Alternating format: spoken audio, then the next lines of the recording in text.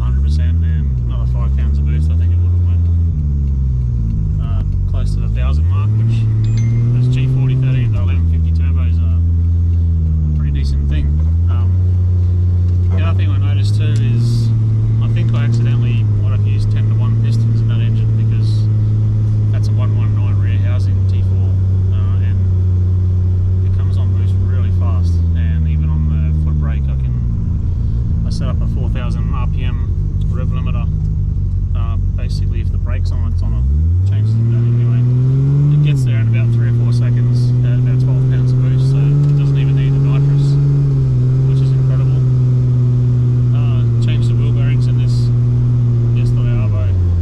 That was the one thing that was still annoying me. The tail shaft is actually hitting in the tail shaft tunnel like the KE10 was at Road Rear Revival, so I've cut a piece out and I'm going to put another piece in.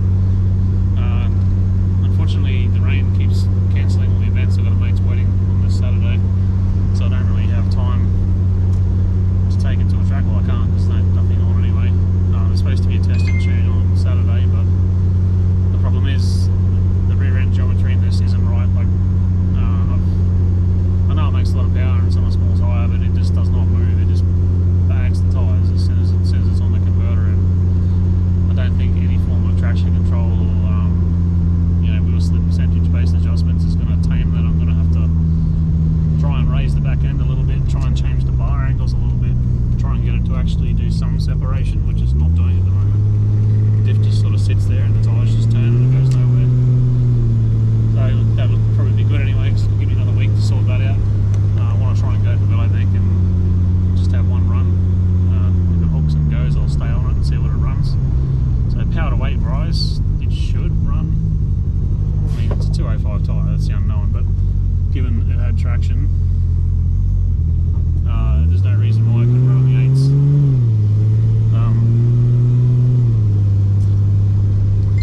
I've got a Sylvia chasing me. So yeah, next time I'm going to go to the track, we'll be taking this, I think probably Corolla Airport, maybe the cash nights that they're doing at the same event. I'll try and run it in that. I'm going to have to do a bit of testing between now and then to try and get it to actually hook up. The problem is it makes 730 odd horsepower on the wastegate spring,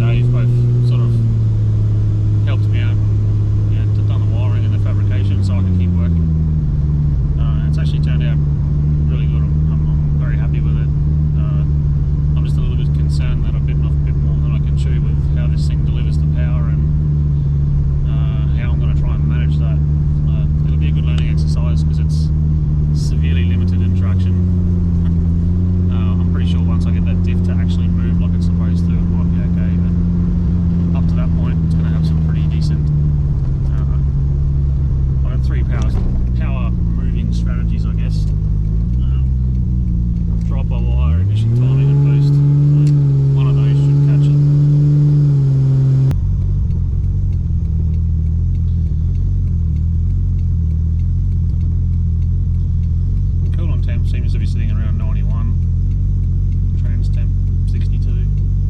It's not a particularly hot day though, so I don't know if that radiator is going to be up to, like, you know, road trip in the middle of summer.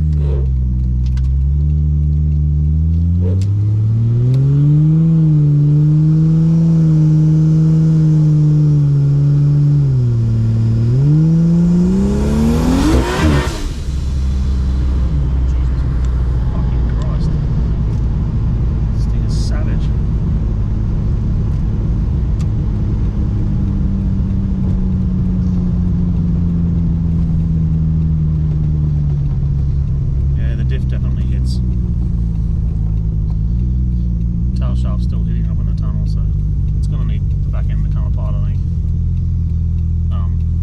It just comes on boost and just